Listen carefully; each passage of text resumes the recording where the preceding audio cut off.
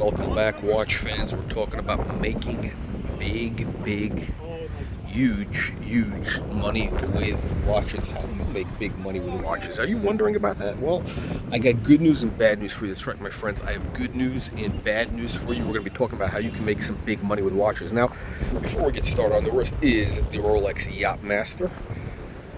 Chocolate dial. Now this, by the way, this watch was not bought for the purpose of making money.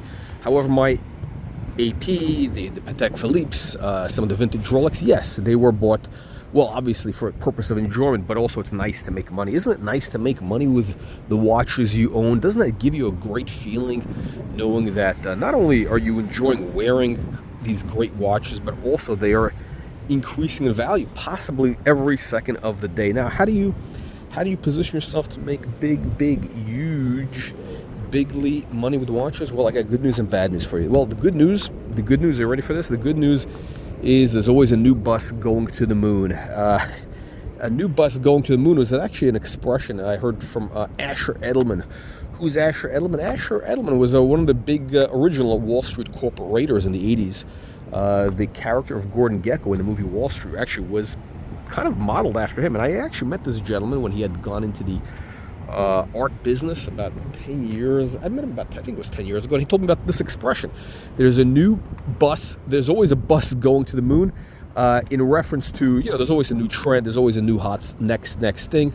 There's always money to be made in something, right? So I'm going to tell you what that something is. But how do you find what that thing is? Well, let me tell you something. The surest way for you to get in on that next big, huge trend is you got to get our free weekly email newsletter. That's right. You got to click the link in the video description below. That's right. And you're going to have access to the Watch Reporter weekly email newsletter. And that's going to give you the latest trends, what's happening, prices, what's on the move, what prices you should be paying. Again, don't pay too much. Don't get ripped off.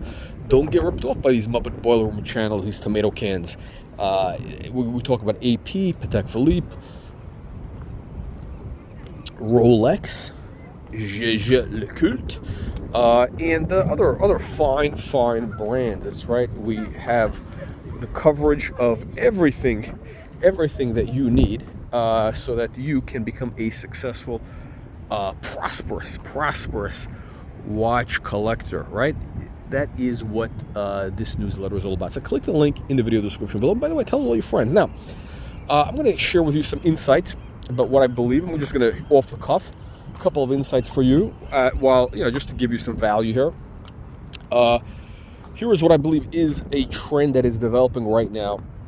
It's actually not a new trend, but it is a trend I think is going to gain traction in the next few years, and you should keep an eye on it and get positioned now. And that is, we've built up kind of a large base of new collectors. There's a lot of new collectors that came into this, the hobby, as they call it, the horological hobby, the hobby of horology, in the last couple of years. And Rolex is the gateway drug, right? Rolex, they got hooked on Rolex, and now here's what happens. What happens now is a lot of these, look, there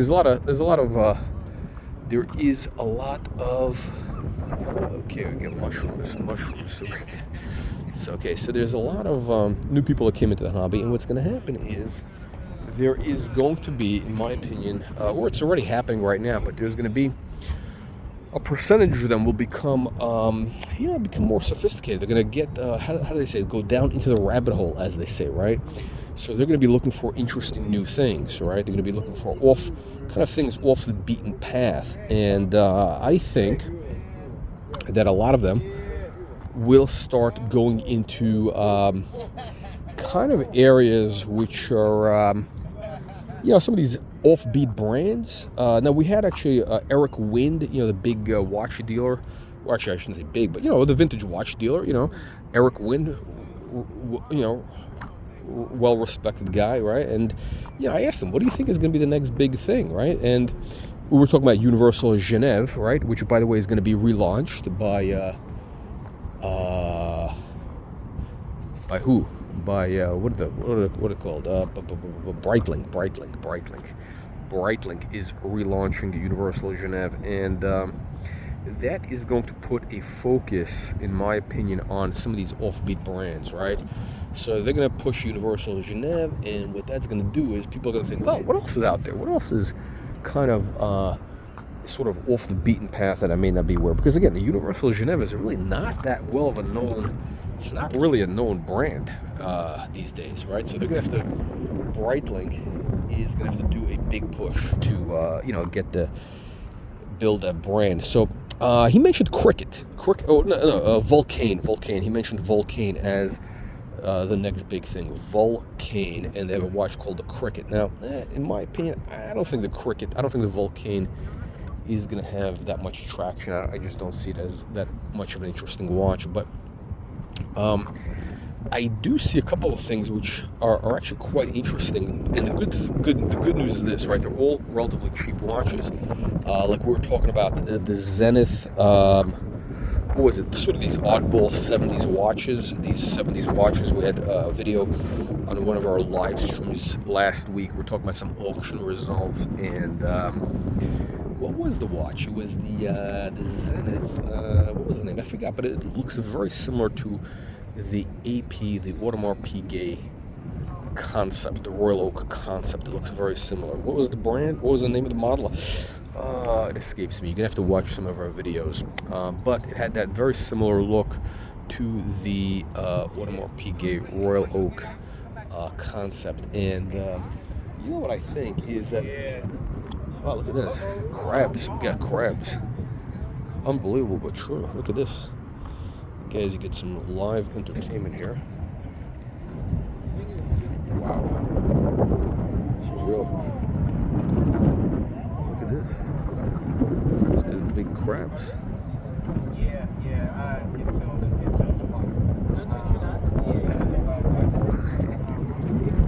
Wow, crazy. They got real crabs here. Yeah.